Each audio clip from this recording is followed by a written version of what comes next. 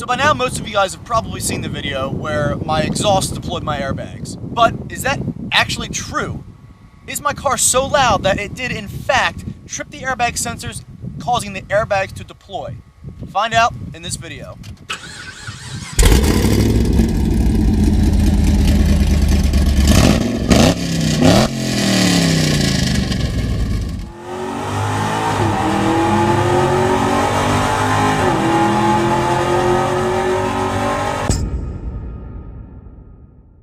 So the airbag video got a lot of views, almost 1.7 million views in fact. If you haven't watched that video, please check it out, I'll link it right above. So since that video got so many views, it also got a lot of comments. Now a lot of people were saying that it was impossible for the airbags to deploy because of the sound of the car being so loud. But see, the thing about it is, that what you have to understand about sound is sound waves, and they cause vibrations. When sounds are loud enough, things vibrate, and that is pretty much what happened with the sensor on this car.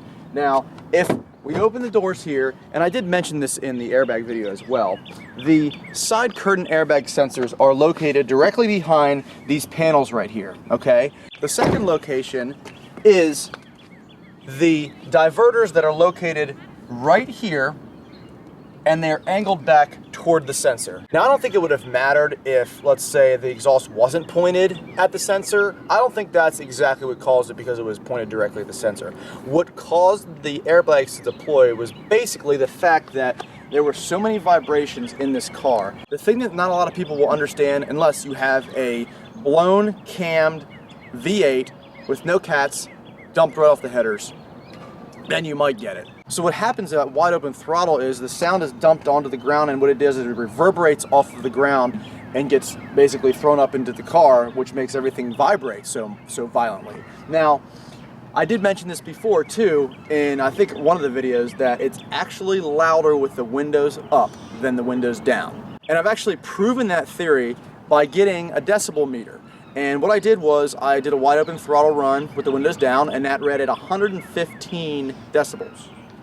And then I did a wide open throttle run with the windows up, and that read at 120, almost 121 decibels, which is substantially louder. All right, so I know what you're thinking, like, how loud is 115 decibels or how loud is 120 decibels? You can't really relate that to anything. It's just kind of a big number. It's like, oh, I guess that's loud. Well, 110 decibels is equivalent to a rock concert.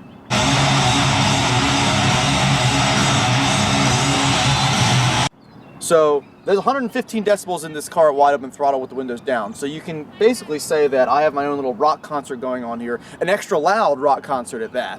Now with the windows up, which is 120.8 decibels, that is equivalent to a jet taking off.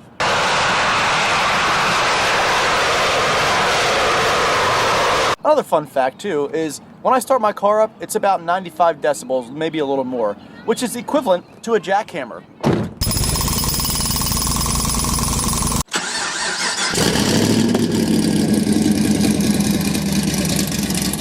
So when we're standing outside this car while it's idling over 100 decibels, which is, like I said, equivalent to a jackhammer. So I'm sure some of you still don't believe that that's what actually happened to my airbags. Well, here's another thing to take note of. When you look inside this car, there is no sound deadening material in the back. There is also a 10-point chromoly roll cage in this car, which is a hollow metal tube, a lot of hollow metal tubes actually, which is a perfect sound conductor. So this cage is welded directly to the body of this car. And when the body vibrates, everything vibrates through this cage and just reverberates off everything. Now, the sensors on the side are also connected to the body. Generally, these sensors are supposed to go off when a car impacts you or you impact something else. The exhaust note on this car and the sound was so loud that it produced an aggressive vibration throughout the entire car, and it tripped the sensors and deployed the airbags. Now, a lot of people were actually saying that I set this up, that I planned my airbags to go off, and while that's completely false, if it was true that I actually did that, then Lauren and I think, deserve an Oscar for it. In fact, we did win an Oscar for our performance. Now, some of you are probably wondering, why would I even want my car this loud? Like, what's the point of it? Well, why wouldn't you?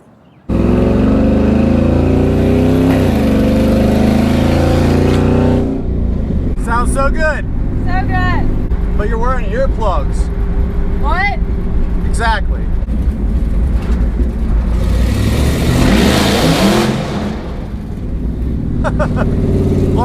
hold one ear so I can hold the other and put my other hand on the steering wheel because I didn't want my ears to bleed going under that tunnel. But on a serious note, there is a reason behind it. I'm building it to be a drag car. It's kind of in the in-between stages right now, but that's why I did it, so I could open the headers when I go to the track because, you know, honestly, I'm not driving around with open headers all the time. Every now and then, like at the track or whatever, actually no, I lied. I roll around with them open all the time.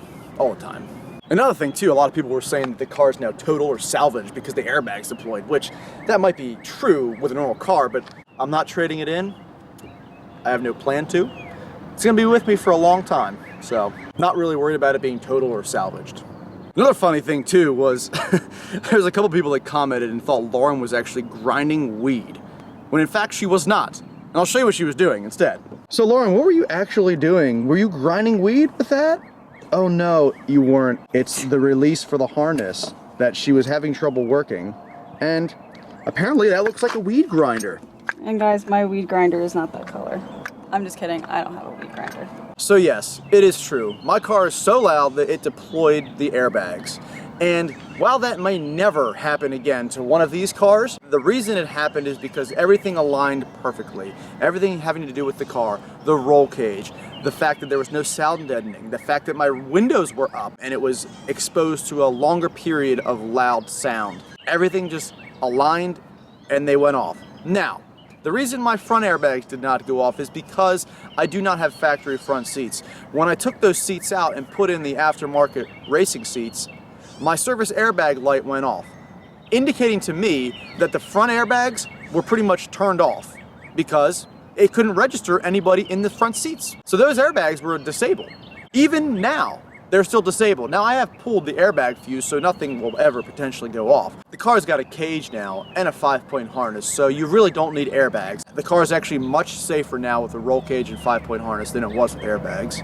So before we end this video, I'm gonna set you guys off with a little rev here, and we're gonna see how many decibels I hit when I do it. So we're gonna set this decibel meter about 3 to 4 feet away from where the pipes would come out. And that's usually where you get your accurate readings from, is about, you know, a couple feet away or so. You don't wanna stand like 25 feet away or 50 feet away because, as you guys know, when sound travels, it gets quieter. This decibel meter also has a minimum and maximum button, so like I can press max and it will only read decibels that are louder than the previous reading. So that's a very easy way of getting a reading of something very loud.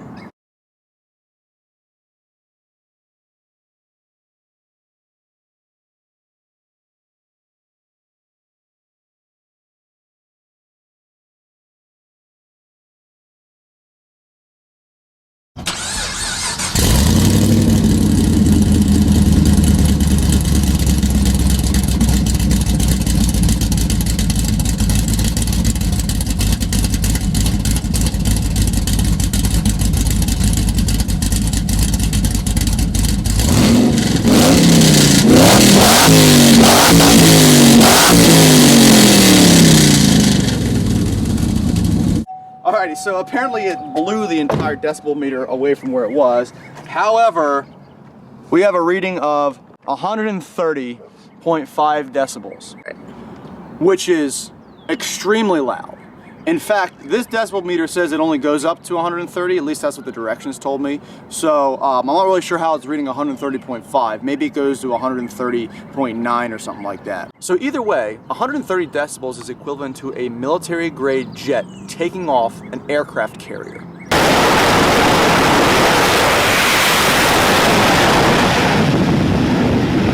I'm not gonna lie, I didn't think my car was gonna be that loud. I thought this decibel meter, 130 decibels, was gonna be plenty, but apparently not.